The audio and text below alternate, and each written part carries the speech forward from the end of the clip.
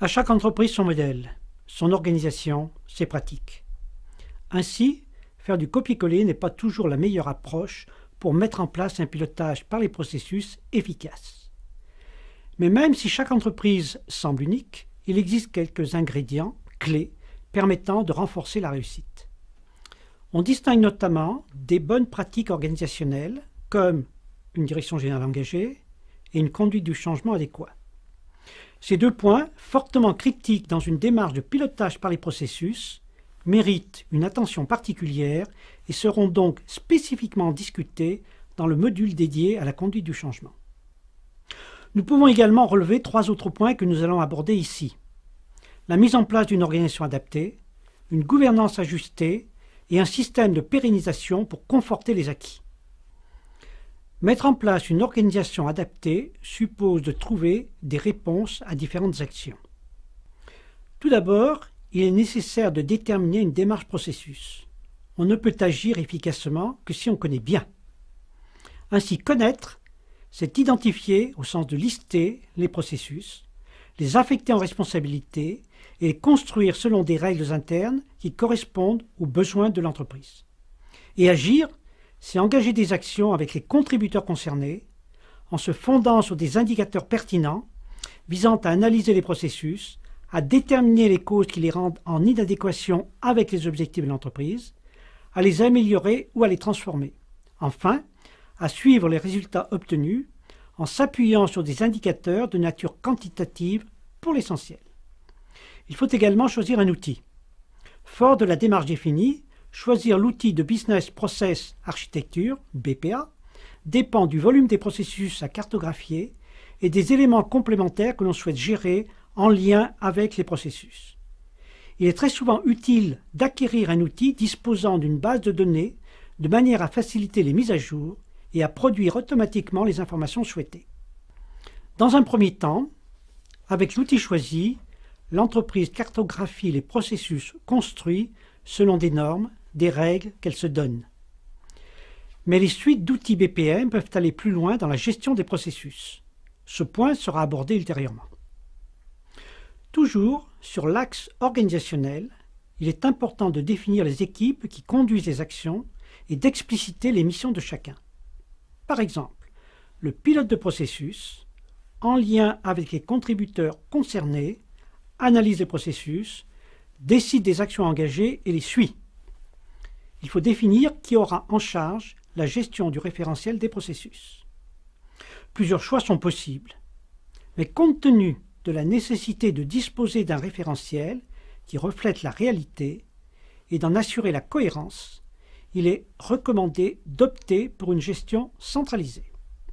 Dans ce cadre, il convient de déterminer quelle entité de l'organisation en sera le gestionnaire, comment elle obtiendra les informations et comment elle interviendra pour stimuler les différentes personnes chargées de l'alimenter afin d'apporter les modifications qui s'imposent et de disposer d'un référentiel représentant le fonctionnement réel de l'entreprise.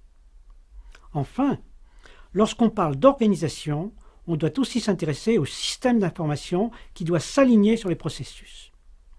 Même si c'est une excellente chose, il ne faut pas être trop ambitieux. Cette action, certes, doit être décidée, mais elle nécessitera forcément du temps pour être réalisée. On ne transforme pas son système d'information en quelques mois.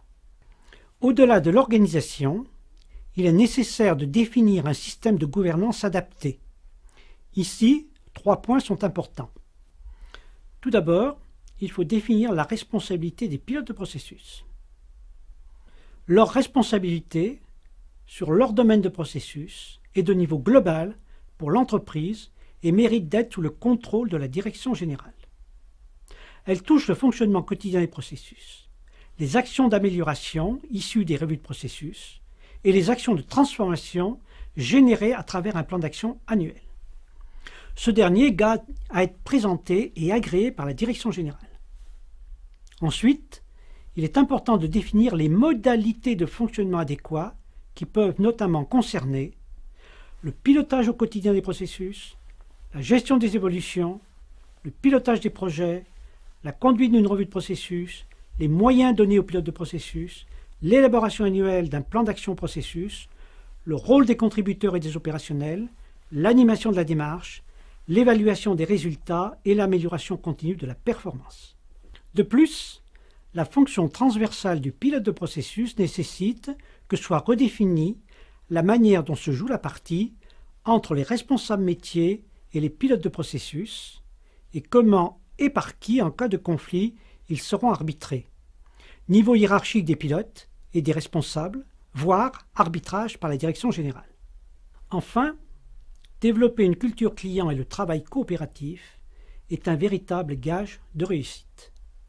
Piloter par les processus, c'est mettre le client au centre des préoccupations, faire en sorte que chacun, quelle que soit sa fonction, ait conscience que son action est destinée au client final. Cette nouvelle orientation ne se décrète pas mais s'acquiert progressivement par des actions de sensibilisation, des travaux en commun, des exemples donnés par les managers.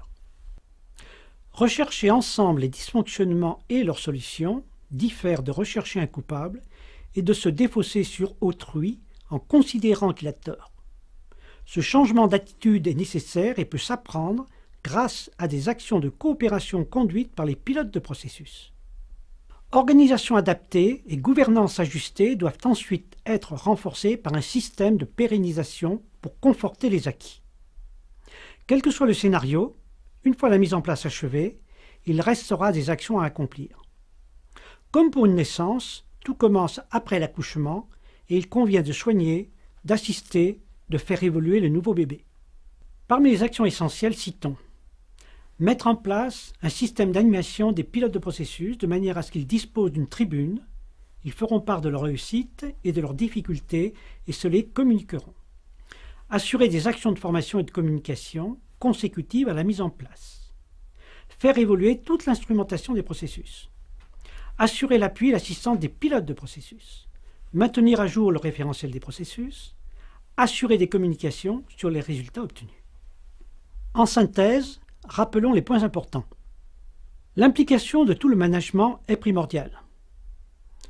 Le choix des pilotes de processus est clé. Le déploiement d'une démarche de pilotage par les processus prend du temps.